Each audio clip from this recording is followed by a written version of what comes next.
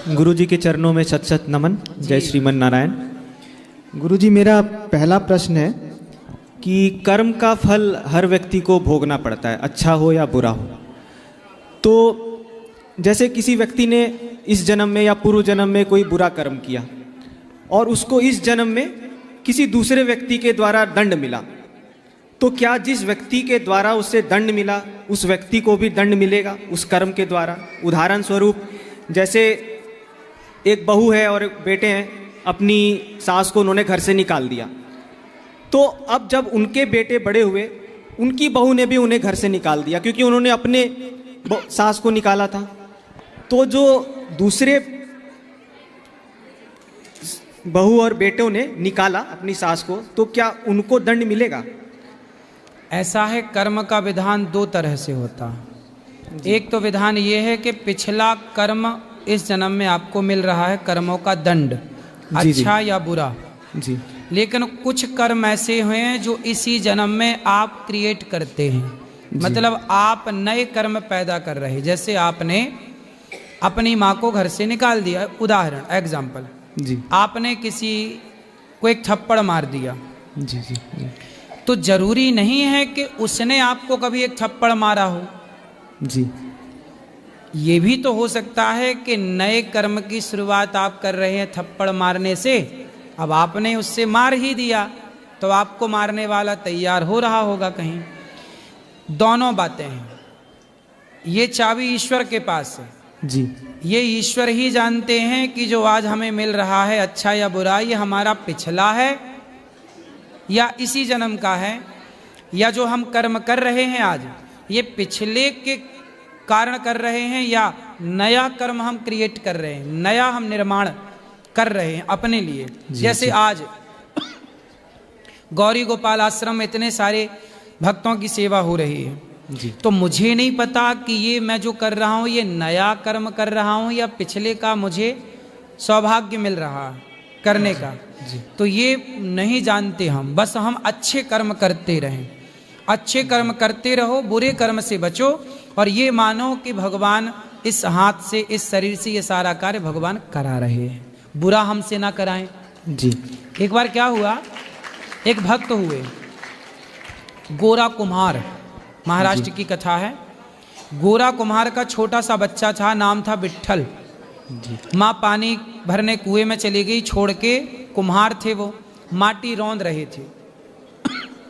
तो वो कीर्तन, वो बड़े भक्त थे, कीर्तन करते विट्ठल विट्ठल विट्ठल, वो माटी रौंदते हैं ना कुम्हार लोग घड़ा बनाने के पहले।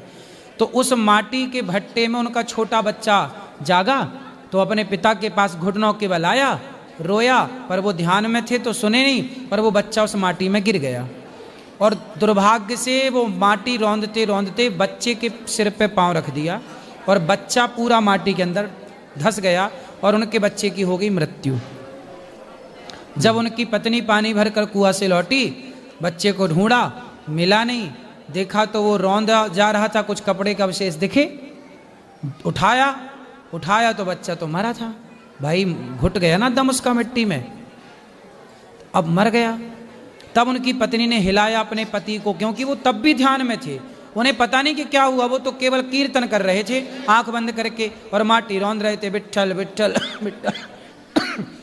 जब उन्होंने जागे वो तो उन्होंने देखा कि बच्चा मर गया, तो भगवान से प्रार्थना करिए, बोले प्रभु यदि बच्चे की उम्र इतनी ही थी तो मुझे दिक्कत नहीं है, आपने बच्चे को आपने दिया था, आपने अपने पास बुला लिया, हमें कोई दिक्कत नहीं, परंतु प्रभु मैं जिम्मेदार बन गया, मैं कारण बन गया इसकी मृत्यु का, ये पाप मैं सह ना पाऊंगा, मेरे से एक बच्चे की हत्या हो गई जी। यदि इसकी मृत्यु थी तो ये मर जाता, मुझे कोई दिक्कत नहीं, पर अपनी मौत से मरता, मैं कारण बना इसकी मृत्यु का, क्योंकि मेरे पांव के नीचे रौंदा गया। हे विट्ठलनाथ जी, मैं आपका दास हूँ। बहुत बड़े भक्त थे वो जी जी। तो भगवान ने इससे कहते हैं कि प्रभु इसको मारना है तो आप मार दो, लेकिन मुझे इस कलंक से बचाओ कि मेरे जमाना कहेगा कि कैसा बाप था, बेटे को पांव के नीचे रौंद डाला, मैं इस कलंक के साथ नहीं जी सकता। तब भगवान प्रकट हो गए वहां और भगवान ने कृपा करके उनके मरे हुए पुत्र विट्ठल को जीवित किया उनके भक्ति के बल पर। तो कहने का तात्पर्य ये हुआ कि भगवान से प्रार्थना करो कि प्रभु हमसे अच्छे कर्म हो जी, हमारे शरीर से प्रभु हमसे बुरा कर्म ना कराना, हम आपके हैं। और याद रखिएगा जी, जी। भगवान का जो भक्त होगा वो अच्छे कर्म ही करेगा, कभी उसका हाथ बुरे कर्म के लिए उठ ही नहीं सकता जी, भगवान कराते नहीं। बुरा कर्म यदि कोई कर रहा है तो भगवान की दूर दूर तक उस पर कभी कोई कृपा करुणा है ही नहीं, इसलिए उसका मन बुरे गलत कामों में लगा हुआ है। आपके भीतर तनिक भी दया है तो समझ लो कि आप पर भगवान की कृपा है जी, जो आप गलत काम करने से डर रहे हैं। थोड़ा डर है आपके भीतर, मतलब कृपा है जी। अच्छा गुरुजी, मेरा दूसरा प्रश्न है जैसे जीवन मरण विवाह ये तीनों ईश्वर निर्धारित करते हैं, तो अगर किसी हानि लाभ जीवन मरण यश अपयश विधि, हाँ 6 चीजें ईश्वर के हाथ में।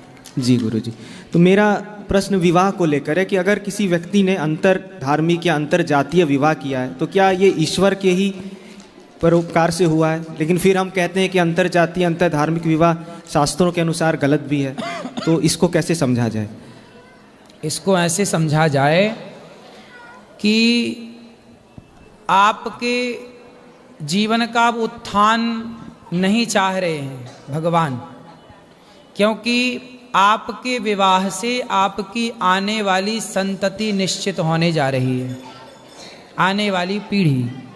कहते हैं कि यदि अंतरजातीय विवाह होता है तो जो संतान होती है वह वर्ण संकरी पैदा होती है जी, और वर्ण संकरी संतान से ना परिवार का भला होता है ना राष्ट्र का भला होता है जी।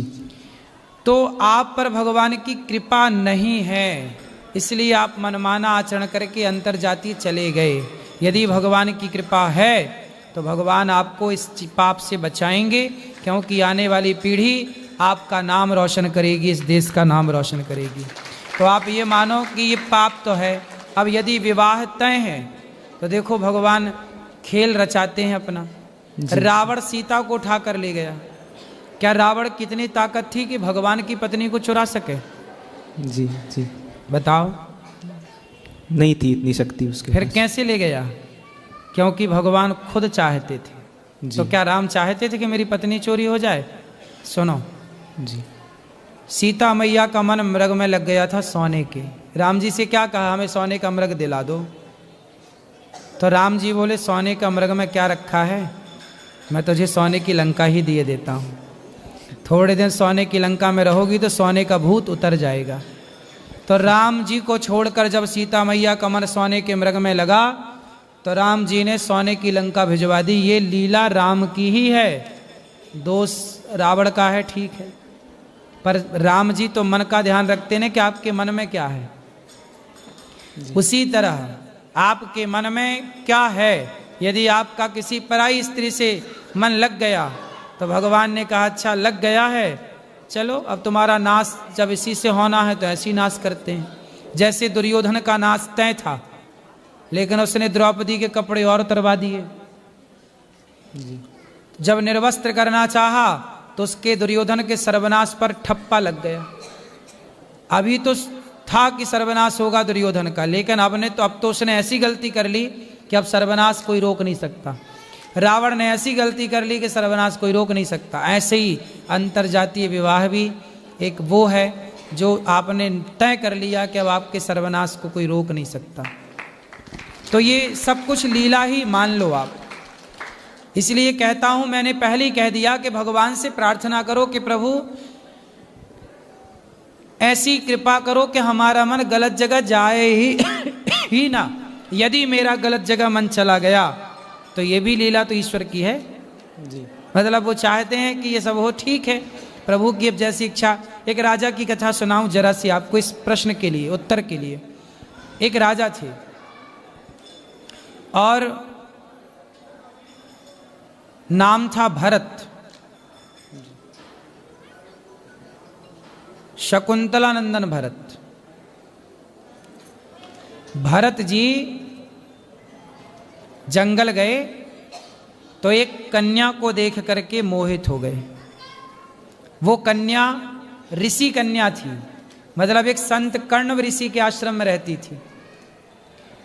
और कन्या को देख करके जब मोहित हुए तो राजा भरत बोले कि नहीं, मेरा मन इस कन्या में जा रहा है, मतलब ये कन्या ब्राह्मण तो नहीं हो सकती, क्योंकि मैं ऐसा धर्म सत्यनिष्ठ राजा हूं कि मेरा मन किसी ब्राह्मण कन्या में जा ही नहीं सकता। यदि मेरा मन गया है, मैं क्षत्रिय हूं, तो निश्चित ये कन्या भी क्षत्रिय होगी। बाद में पता लगाया तो ऋषि ने केवल उसको पाला था, वो एक क्षत्रिय की कन्या थी। तो ये बात महाभारत में लिखी है। इस बात से ये सिद्ध हुआ कि हमारे देश का पुरुष ऐसा धर्म सत्यनिष्ठ था कि उसका मन भी जाता है, तो मतलब कहीं राम का मन सीता में गया, पुष्प वाटिका में। तो राम ने लक्ष्मण जी से कहा कि लक्ष्मण, यदि मेरा मन सीता में गया है, मतलब मेरा सीता से विवाह होगा, क्योंकि राम है, उनका मन ऐसे थोड़ी किसी में भी देखा किसी को चला गया, नहीं, किसी में यदि मन गया है तो वो क्षत्रिय होगी, उससे संबंध होगा, इसलिए मन गया, वरना मन कहीं जा ही नहीं सकता। तो आपका मन क्यों चला गया कहीं किसी पराई समाज में, पराई लोगों में? इसलिए अंतर जाति विवाह को कोई सही नहीं कहता, शास्त्र नहीं कहते। अब आजकल तो खुलेआम हो रहा है, पर समझाएं किसे? भैया अब तुम्हारा जब नहीं रुक रहा है तुमसे, तुम मनमाना ही करना है तो करो, कौन रोकेगा? लेकिन मन ही नहीं जाना चाहिए। हमारा मन क्यों जाए किसी क्षत्रिय कन्या में?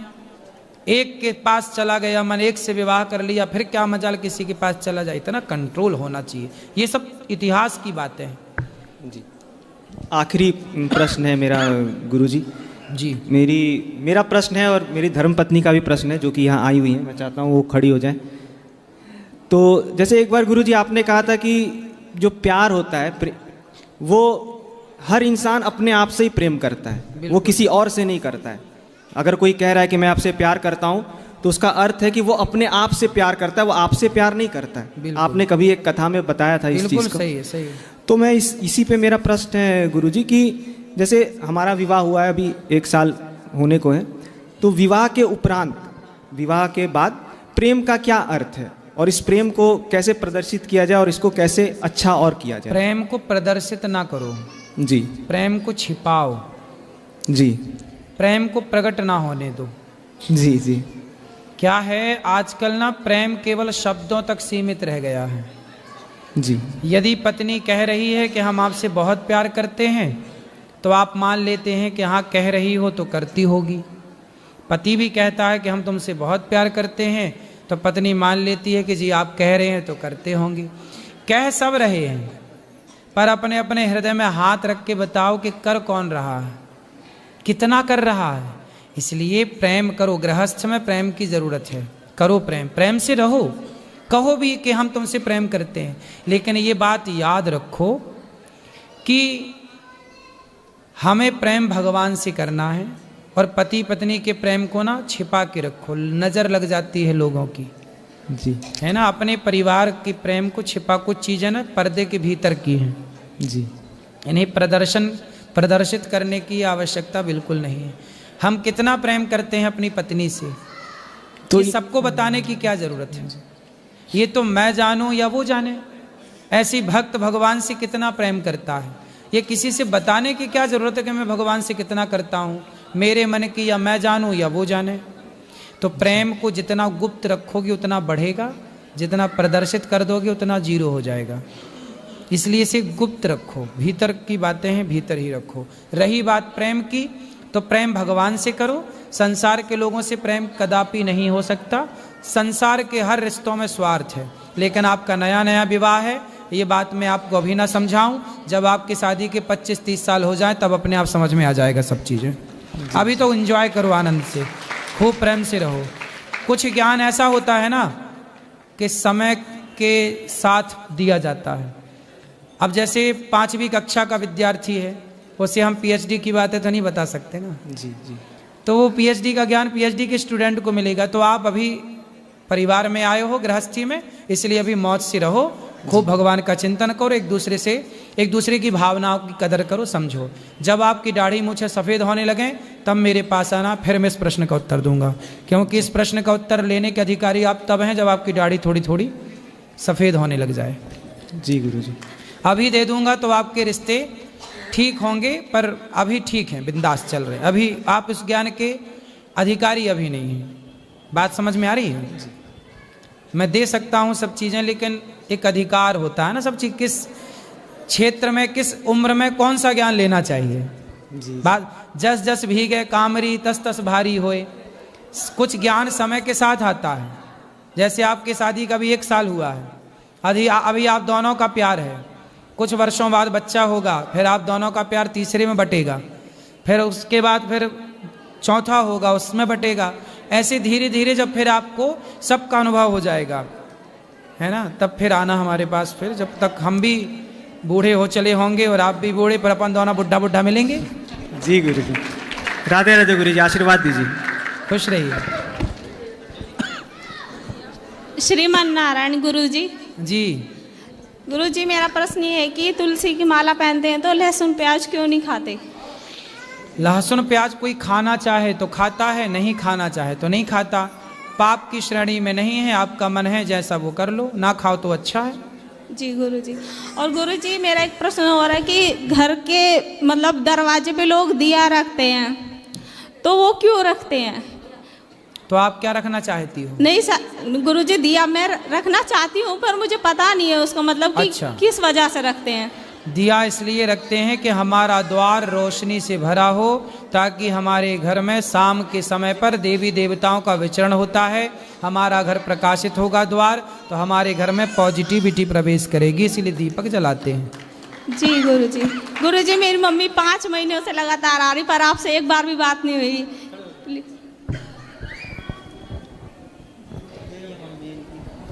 तो ये आपकी मम्मी है कि मैया है? मैया है गुरुजी। गुरुजी राधे राधे। हाँ मैया। जय श्रीमन्नारायण। जय श्रीमन्नारायण। गुरुजी, मैं 5 बार आ गई, तुमसे एक बार बात नहीं हुई। अब हो रही है मैया, बताओ। बस इतना आशीर्वाद दे दो, ठीक ठाक रहे गुरुजी। तो अभी ठीक ठाक नहीं हो? तुम्हारा आशीर्वाद रहे तो तुम्हारी सेवा करते रहे गुरुजी। अभी ठीक नहीं हो क्या? ठीक। क्या हो गया? क्या दिक्कत है बताओ, क्या कष्ट है? मैया बताओ मेरी माँ, क्या कष्ट है आपको? बताओ। बता दो। रो नहीं। क्या कष्ट है? रो ना मेरी माँ, बताओ क्या कष्ट है? मैं तो यही चाहती हूँ, बस मेरे एक बेटा है, दूसरे बेटा तो मेरे। एक बेटा है? हाँ जी गुरुजी, मतलब वो अलग रहता है, बस इतनी बात है। मिक्स नहीं रहते, ये अलग रहते हैं, वो अलग तो मैया अलग रहता है तो वो तो अलग रहेगा। आप क्यों इतना वो अलग है, वो नहीं रो रहा तुम्हारे लिए, तुम रो रही हो उसके लिए। बात कराओ मैया से, बताओ तुम्हारा बेटा तुम्हारे लिए रो रहा है? नहीं, तुम काहे रो रही हो? रो भी रही हो तो क्या रो रही हो? बेटे के लिए रो रही हो। इतना भगवान के लिए रोती तो तुम्हारा कल्याण भी हो जाता। मैं तो तुमसे प्यार करती हूँ गुरुजी। किससे प्यार करती हो? तुम्हें मेरे एक दूसरा बेटा तुम है, एक तुम हो। ठीक है, तो हमसे प्यार करती हो तो हम तो हैं, पर रो काहे रही हो? किसके लिए रो रही हो? अच्छा बताओ। गुरुजी इसलिए रो रही हूँ क्योंकि आपसे बात नहीं हो पाई थी ना। बात कराओ। मैया किसके लिए रो रही हो बताओ? उस बेटे प्यार करती हैं, दोनों टाइम तुम्हारी 6 बजे की कथा उस बेटे के लिए रो रही हो ना, जो बेटे ने आपको छोड़ दिया। बेटे से मन हटाओ, भगवान में मन लगाओ, भगवान को याद करो। ये बेटा ये बेटी एक दिन छोड़ ही देंगे, छोड़ने के लिए ही तो पैदा होते हैं। कौन किसे नहीं छोड़ा ये बताओ? इस धरती पर जो आया है छोड़ने ही तो आया है सबको, एक दूसरे को। कौन संग चल रहा है किसके? पिछली बार आए 3रा महीना जब तुम कहीं गए हुए कथा करने, जब भी नहीं। चलो अब हम मिल गए, अब ना रोना, भगवान को खूब याद करो। चलो गुरुजी श्रीमन्नारायण जी।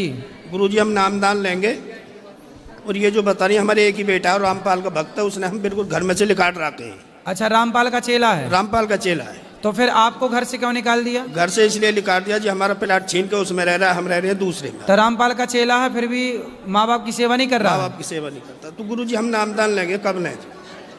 अच्छा, हाँ जी। तो वो क्या करता है, आप लोगों का आदर सम्मान नहीं करता? वो कुछ नहीं करता जी, हमारी कमाई पर दौड़ता है। तो क्यों ऐसा क्यों हो गया? ऐसा पहले ऐसा था? पहले नहीं था जी। तो अब कैसे हो गया? 2013 में शादी है, उसके बाद हुआ रामपाल के चेला बनने से जी। रामपाल का चेला बनने से ऐसा हो गया? हाँ, ऐसा हो गया। तो ऐसा क्यों हो गया भाई? चेला बनने से कैसे हो गया ऐसे? उसके ससुराल वालों ने कर दिया जी। अच्छा, वो जाते हैं, वो मतलब रामपाल का जो चेला हो जाता है वो अपने माँ बाप को घर से निकाल देता हो है? सकता है जी, यही होगा जी। अच्छा, हाँ जी।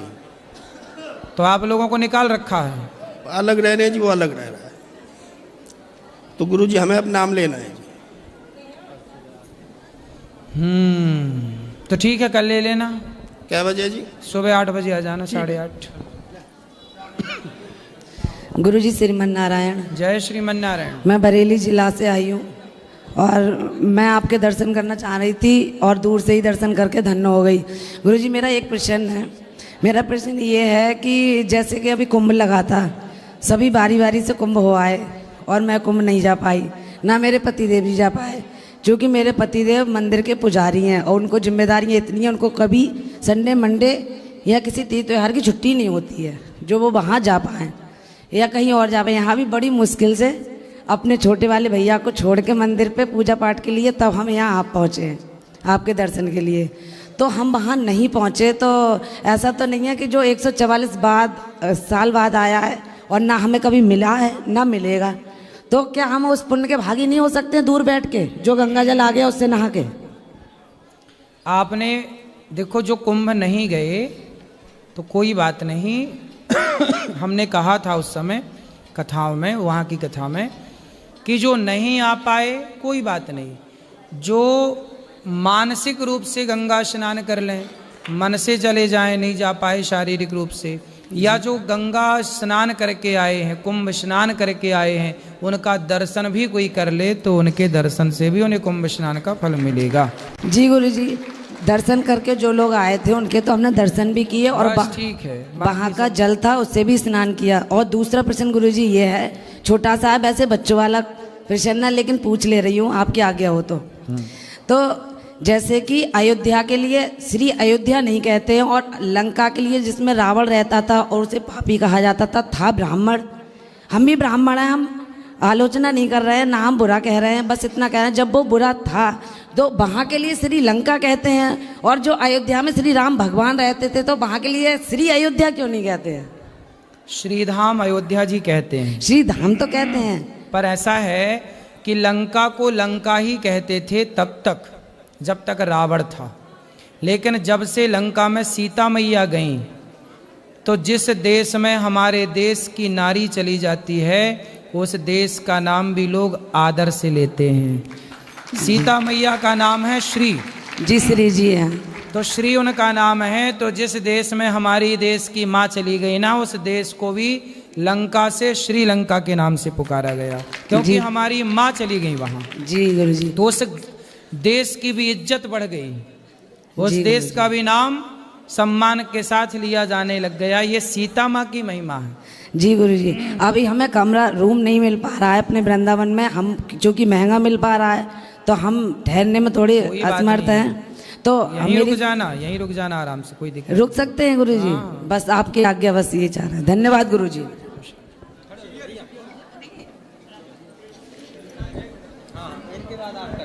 गुरुजी राधे राधे। हाँ गुरुजी, मैं आपसे इस दुनिया को एक मैसेज भिजवाना चाहता हूँ। हमारा काम 365 दिन सुंदरकांड का करना है। हम लोग जबलपुर से हैं और हमारा काम सुंदरकांड, हनुमान जी महाराज की हम पर ऐसी कृपा है कि हम 365 दिन में 2 सुंदरकांड करते हैं। किसी न किसी भगवान की कृपा से लोगों के घर पहुंच जाते हैं और लोगों ने सुंदरकांड को ऐसा मनोरंजन बना लिया है। तो आप एक मैसेज इस दुनिया को बता दीजिए कि एक बार हनुमान जी महाराज को थोड़ा सा पढ़ लें और हनुमान जी महाराज को जान लें कि हनुमान जी महाराज हैं क्या।